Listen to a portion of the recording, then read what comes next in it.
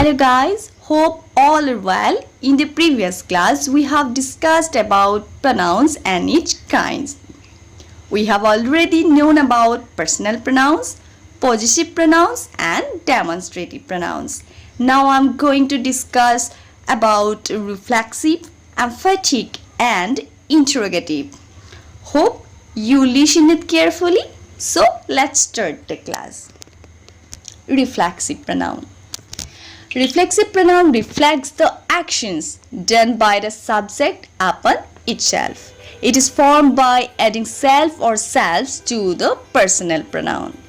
Reflexive pronoun subject kora kunu eta kamot he kamtu subject nije nije kora kamtu reflect kore.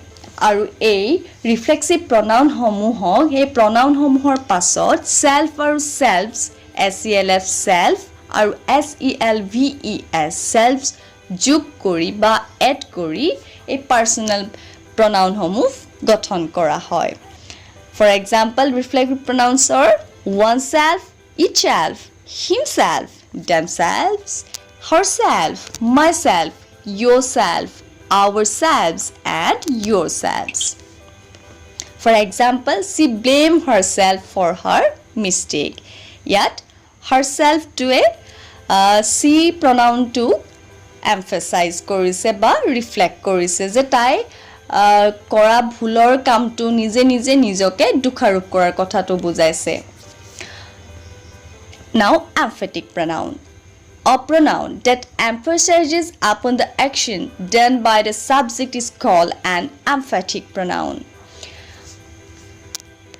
Eta pronoun subject kora kamtu jetia emphasize kore means highlight kore tetia he pronoun homuhok emphatic pronouns buli koa hoy. In a sentence the emphatic pronoun comes just after the personal pronouns.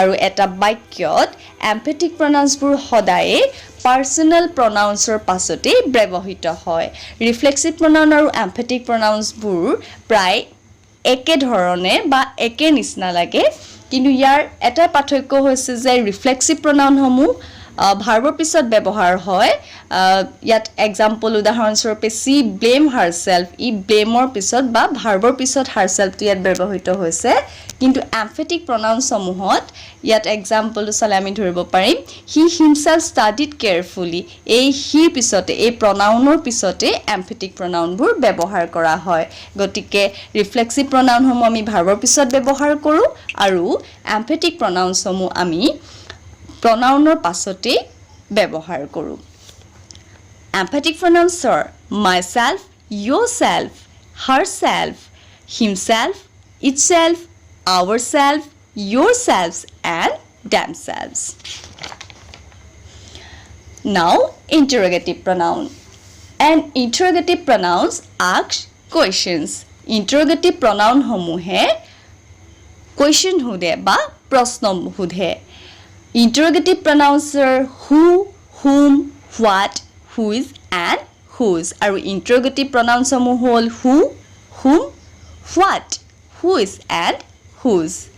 Our monot ৰাখিবলগীয়া কেইটামান কথা হল interrogative pronouns ৰ বিষয়ে ইয়াৰ ব্যৱহাৰ coat কেনেদৰে হয় who, whom and whose ask questions about persons আমি সদায় মনত ৰাখিব লাগিব যে who whom আৰু whose সদায় কোনো ব্যক্তিৰ বিষয়ে সুধে which is used for both persons and things আৰু whose pronoun বিলাকে ব্যক্তি আৰু কোনো বস্তুৰ ক্ষেত্ৰত দুইটাতে ব্যৱহৃত হয় what is used only for things আৰু what to সদায় বস্তুৰ ক্ষেত্ৰত ব্যৱহৃত হয় who for example who brought the dress to কোনে আনিলে ই who to আমি বস্তুৰ ক্ষেত্ৰত ব্যৱহাৰ কৰিছো whom do you want to call তুমি কাক কল কৰিব বিচাৰিছা ইয়া কোনো ব্যক্তিৰ কথা বুজাইছে বা ব্যক্তিৰ কথা হুচাইছে আৰু ব্যক্তিৰ ক্ষেত্ৰত আমি whom ব্যৱহাৰ কৰো গতিকে who whom আৰু whose to আমি কোনো ব্যক্তিৰ ক্ষেত্ৰত ব্যৱহাৰ কৰিম whose to আমি কোনো বস্তু বা ব্যক্তি দুইটাৰ লগতে ব্যৱহাৰ কৰিব পাৰিম আৰু what pronouns to আমি বস্তুৰ ক্ষেত্ৰত ব্যৱহাৰ কৰিম আশা কৰো আজি এই ভিডিওটোৰ পৰা তোমালোকে ৰিফ্লেক্সিভ প্ৰনাউন এমফেটিক প্ৰনাউন্স আৰু ইণ্টাৰগেটিভ প্ৰনাউন্সৰ বিষয়ে জানিব পাৰিলা আমি পিছৰ খণ্ডটিত বেলেগ এটা বিষয় লৈ পেলাই আলোচনা কৰিম আজিলৈ ক্লাছ সামৰিছো have a good day thank U